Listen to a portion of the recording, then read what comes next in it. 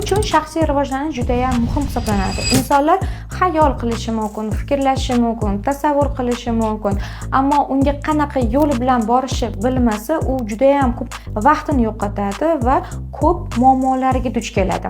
Ba'zi insonlar shunday fikrlar bilan yashaydi, ya'ni psixologiya insonga kerak emas, hayotning o'zi psixologiya, men psixologdan yaxshi ma'lumotga egaman deb.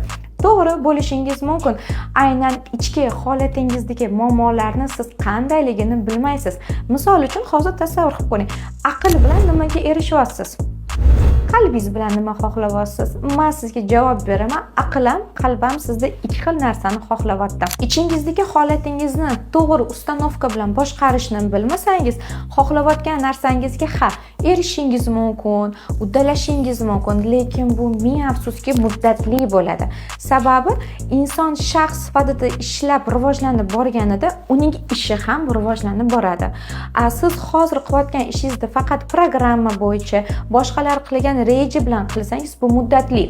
Krizisga kelganingizda siz bu yerdan qanaqa chiqib ketishni bilmaysiz. Chunki bilim yetishmasligi mumkin, tajribada masalan ishonch bo'lmasligi mumkin yoki qo'rquvlar orqali degradatsiya orqali depressiyaga tushib qolishingiz mumkin. Insonni doim birinchi o'rinda shaxs rivojlanishida uni psixolog ichki ishonchi turadi.